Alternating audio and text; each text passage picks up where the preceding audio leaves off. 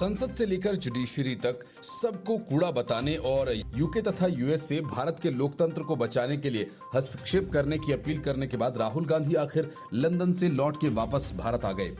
लेकिन उनके आने से पहले ही कांग्रेस और टीएमसी ने उनके आरोपों को सही साबित करने के लिए ड्रामेबाजी शुरू कर दी। अधीर रंजन चौधरी ने स्पीकर ओम बिड़ला को खत लिख डाला कि उनका माइक 3 दिनों से बंद है, तो महुआ मोइत्रा ने सीधे स्पीकर पर हमला किया और कहा कि संसद में विपक्ष को बोलने ही नहीं दिया जाता। लंदन में बैठकर राहुल गांधी ने भी ऐसे ही कुछ आरोप लगाए थे, जिसको लेकर संसद में हंगामा हो रहा है। बीजेपी राहुल गांधी से माफी मांगे जाने की मांग पर अड़ी हुई है और कांग्रेस इसके लिए तैयार नहीं है। कहीं विशेषाधिकार समिति राहुल गांधी को तलब न कर ले, इससे बचने के लिए महुआ मोइत्रा और अधीर रंजन चौधरी ने आरोपों की झड़ी लगा दी है।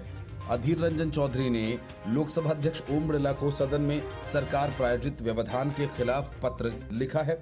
उन्होंने स्पीकर से यह सुनिश्चित करने का आग्रह किया कि विपक्षी सदस्यों को निष्पक्ष तरीके से अपने विचार व्यक्त करने का अवसर मिले। लोकसभा अध्यक्ष को लिखे खत में चौधरी ने आरोप भी लगाए कि उनकी मेज पर लगा माइक पिछले 3 दिन से बंद है और इससे राहुल गांधी के उस बयान की पुष्टि होती है कि भारत में विपक्षी सदस्यों के माइक बंद कर दिए जाते हैं।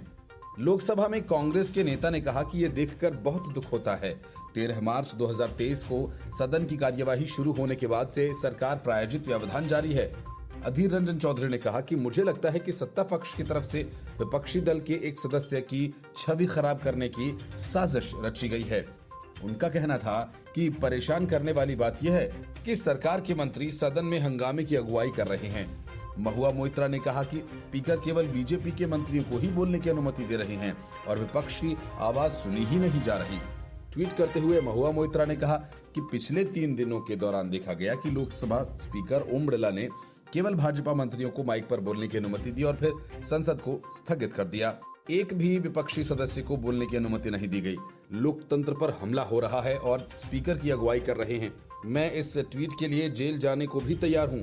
कांग्रेस के पूर्व अध्यक्ष राहुल गांधी की तरफ से भारत के लोकतंत्र को लेकर लंदन में दिए गए बयान पर संसद में बीजेपी खूब हंगामा कर रही है और दूसरी तरफ विपक्ष अडानी समूह के खिलाफ संयुक्त संसदीय समिति से जांच की मांग को लेकर आक्रामक है और इन दोनों मुद्दों पर संसद के दोनों सदनों में गतिरोध बना रहा।